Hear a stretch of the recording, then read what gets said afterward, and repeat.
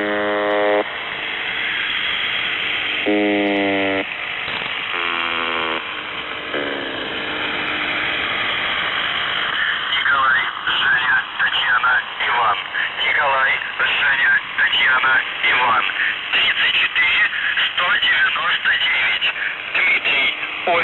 Николай, Константин, Иван, Харитон, Ольга, Татьяна, 17, 45, 16, 43.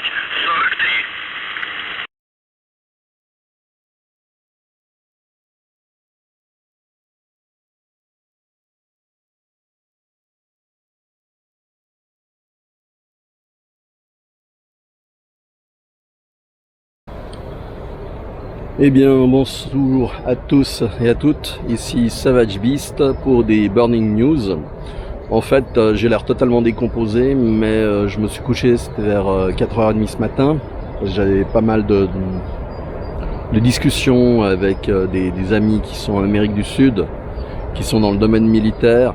Et puis ce matin, à 7h, j'ai eu encore un autre appel d'autres militaires pour savoir un petit peu où on en était. Alors, comme vous avez vu, une opération spéciale a lieu à l'heure actuelle dans le Donbass et en Ukraine.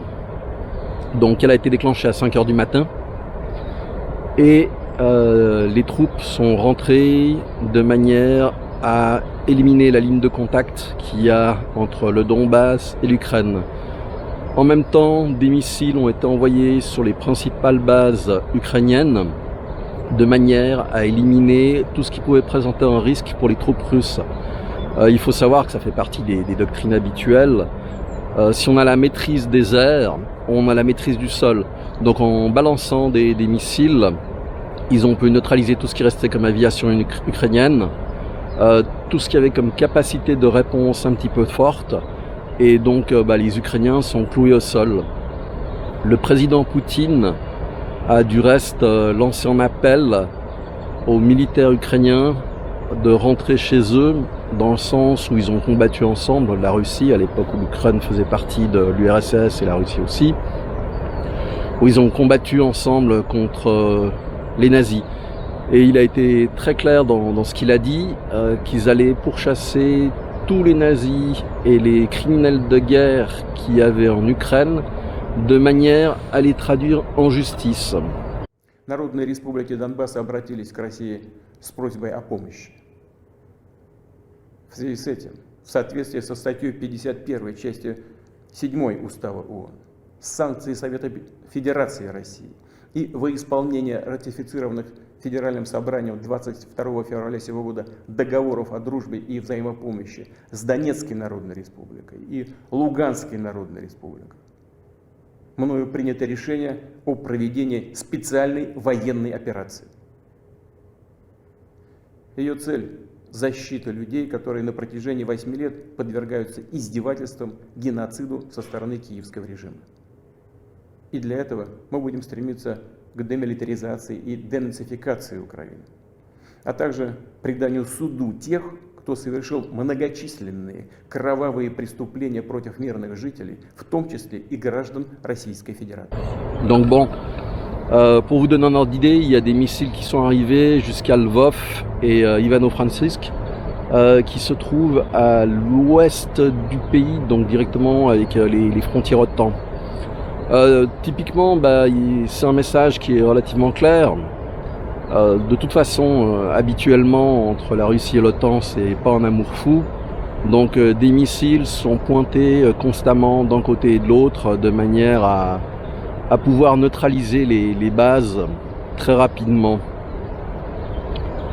Là où ça devient intéressant, ce sont les mots qui ont été utilisés par le président Poutine.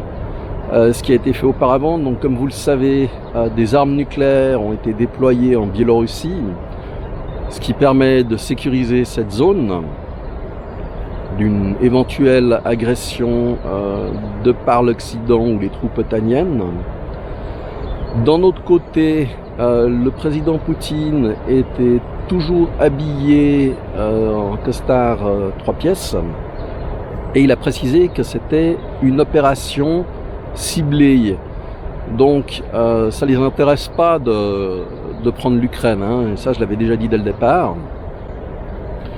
Par contre, à mon sens, au vu de la discussion, enfin la discussion non, la déclaration qui a eu lieu hier par le président Biden aux États-Unis, en disant que tant que l'OTAN et les pays alliés n'étaient pas touchés, qu'ils bougeraient pas. Donc c'est ce qui va se produire. Ils vont continuer sans doute à envoyer des armes, et encore je suis même pas sûr, à l'Ukraine, pour que les braves petits soldats et autres terroristes d'extrême droite, parce qu'il faut les appeler par leur nom, hein, c'est des gens qui torturent leurs propres concitoyens, qui tirent sur des civils, qui bombardent des écoles, des hôpitaux. À mon sens, effectivement, il faut les traduire en justice. Bon, j'ai pas mis la casquette parce que je suis descendu en niveau 2 pour l'alerte, et c'est un patch rouge et je les ai pas ici, ils sont en Espagne.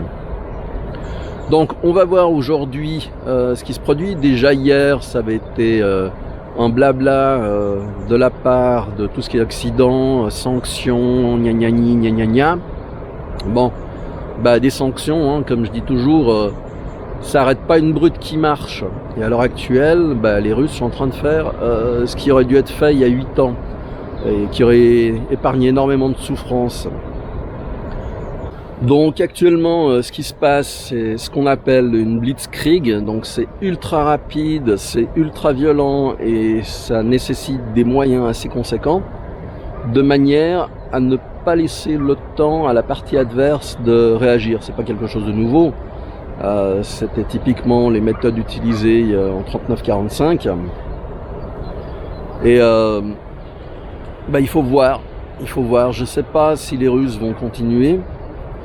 S'ils vont aller jusqu'à Kiev, je ne sais pas si c'est dans leur intérêt, mais à la limite, la population va être contente de se débarrasser de toute la racaille qu'il y a sur place, et vont peut-être les livrer eux-mêmes. À voir. Donc en tout cas, je sais qu'il y a aussi des opérations en cours du côté d'Odessa. C'est ce que j'avais dit, hein, toute la partie Donbass, Crimée, apparemment Mariupol a été repris. Bref.